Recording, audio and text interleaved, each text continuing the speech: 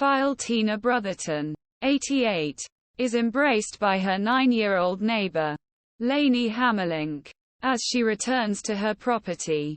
Tina's Dockside Inn, whose home in Horseshoe Beach, near Brotherton, was completely destroyed in Hurricane Idalia. Friday, September 1, 2023. 2 days after the storm had passed. Horeshoe Beach, known as Florida's last frontier. This remote coastal area took most of the blow from Hurricane Idalia, which hit the state's west coast as a Category 3 storm last week.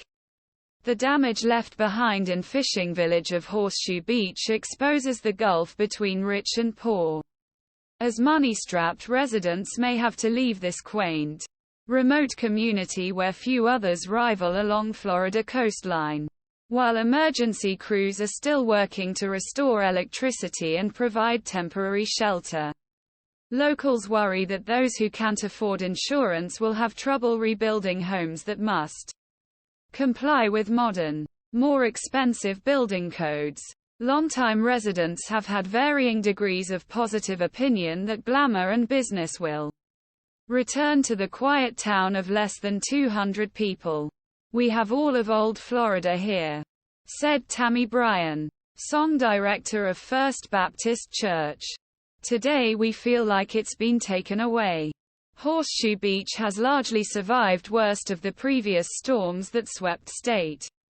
But Idalia came ashore with winds gusting up to 200 km per hour, a storm surge that razed some homes and blew others from their foundations into canals.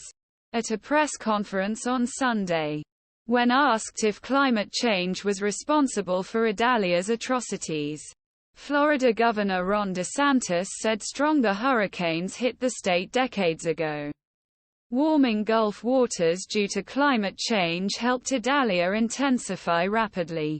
Climate scientists said, "The idea that hurricanes are anything new is completely wrong," said DeSantis, candidate for the 2024 GOP presidential nomination. Most Horseshoe Beach residents can't afford insurance. According to Jimmy Butler, a real estate agent who's been in business in the town since 2000. He predicted that the debris could be cleared in a few months, but it would take years to return to normal.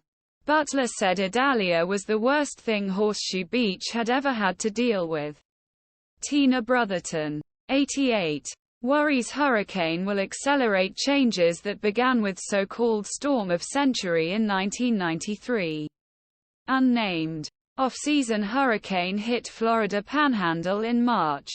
So is his house. There was no flood insurance because low-lying buildings were too expensive. Modern building rules require homes be raised to certain heights protect against storms. And removing a home can cost tens of thousands of dollars. Brotherton said this brings in more money and different kinds of people with more expensive homes. "This isn't a fishing village anymore," she said as she searched the wreckage for a stool that belonged to her mother. Were full of golf carts, ATVs, and speedboats. Brotherton is not considering leaving the community and plans to